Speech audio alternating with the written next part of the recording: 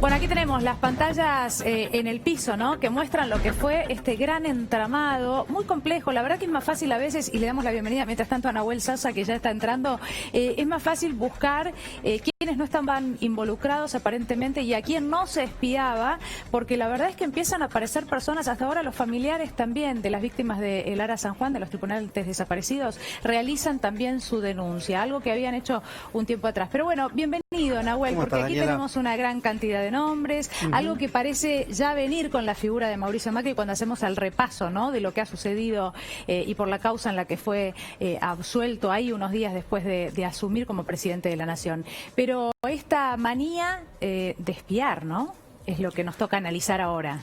Sí, la idea era también pensar el espionaje como una práctica social, ¿no? ¿Qué quiero decir con esto? Es decir, el espionaje que hacía una élite, que formaba parte de un establishment, que lo hacía estando en el Estado o incluso estando afuera del Estado. Sí. Y sobre todo la idea del espionaje como parte de la filosofía política de Durán Barba. ¿Qué te quiero decir con esto? Acá hay algunas palabras: espionaje, ¿por qué Durán Barba si Durán Barba aparece después? Muy bien.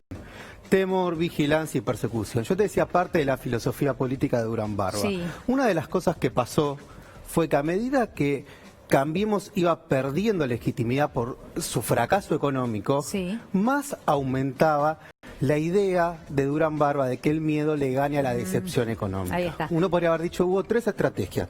Una, que el miedo le gane a la decepción económica. Sí. La segunda, que el algoritmo le gane a la política. ¿Qué es el algoritmo? La Big Data, es decir, la información utilizada para predecir los comportamientos y que le gane a esta idea de despolitizar la sociedad.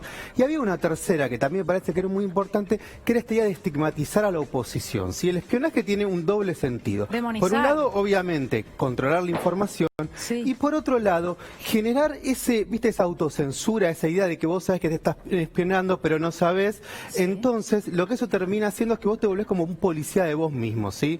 Y permite generar el control social. Y después hay algo muy importante, me parece, Daniel, acá que te quería marcar. Sí. Y sobre todo esto lo vimos con las escuchas que hubo hacia Cristina Kirchner y Parrilli, que era la idea de la información, por un lado como mercancía, y por otro lado, la información como forma de hacer un espectáculo político. Sin duda. ¿Sí? Sí. Es decir, la idea del morbo que podía generar este tipo de información. De hecho, déjame decirte algo, en esas escuchas, el famoso "soy yo Cristina Pelotudo", lo voy a decir así porque algunos dicen "soy Cristina P", ¿no? Como si nadie supiera de qué estaban hablando, cuál era la palabra. Ni siquiera aportaban información relevante.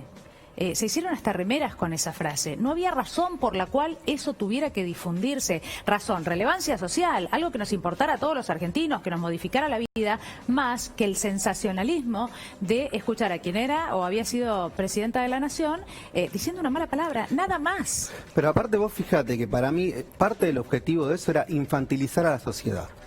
Era infantilizar y despolitizar a la sociedad. Entonces era esta idea de infantilizar y de naturalizar la impunidad y naturalizar no solo la violación de la intimidad como forma de violar el artículo 19, de violar la ley de datos personales, sino de hacer un morbo de eso. Es decir, hagamos un espectáculo de que le estamos invadiendo la privacidad a una persona, y esta idea de que para Cambiemos estaba todo el tiempo presente una forma de estigmatizar a la oposición, de aniquilar identidades políticas, sea el kirchnerismo, sea el progresismo, es decir, cualquier identidad política, y quienes reclamaban a medida que se iban cayendo el mapa económico, es decir, quienes salían a la calle, quienes peleaban por sus derechos, eran quienes las principales víctimas para ser espiados. Entonces, uno puede decir, la oposición sí, pero sobre todo la oposición que más se oponía a las políticas de ajuste de Cambiemos. Se intentó hacer, y déjame agregar esto solamente, se intentó hacer también en un momento, no podemos obviar esto, con cierta maliciosidad, hacer ver que había una especie de maltrato, ¿no?, de la expresidente de la Nación hacia Parrilli, como si la palabra pelotudo no es una palabra que uno diga comúnmente, incluso en algún caso hasta algún amigo, ¿no? Pero también hubo ahí como un intento de a ver si podemos ensuciar desde este lugar. Y estamos hablando de una conversación privada, porque aparte a mí, digo, pasaron de los globos de colores al espionaje y utilizar el miedo y los discursos de odio como forma de enfrentar la decepción económica. Sí. Mirá, acá te decía, la información que se obtenía es convertida en mercancía. ¿Mercancía por qué? Porque tenés mercenarios que venden la información al mejor postor para que salga en un medio. Y en espectáculo. Sí, esta idea de banalizar lo que estaba sucediendo, que era una violación a la intimidad de una persona, en este caso a la actual vicepresidenta, y que también era una violación al conjunto de la oposición que decidía oponerse. Sin duda. Se estimula la paranoia justamente para encontrar el control social, ¿sí? Forma siempre de justificar el control social es la idea del temor. El temor a veces puede ser manifiesto y a veces puede ser latente, puede ser más imperceptible.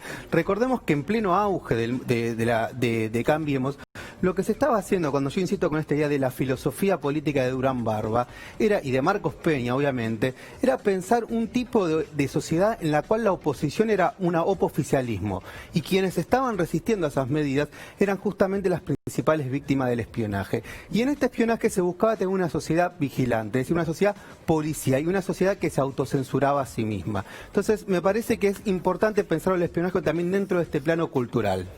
Te muestro una frase con la que me quería despedir en la columna de hoy, que justamente es una frase de Maquiavelo, ¿no? Gran pensador de la teoría política, ¿no?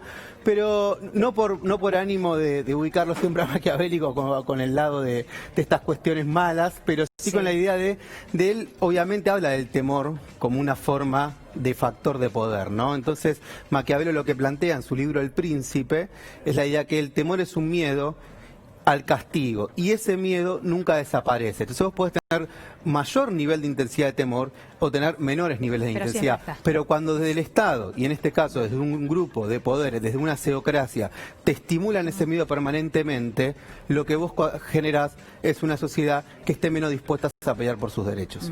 Gracias, Nahuel. Gracias.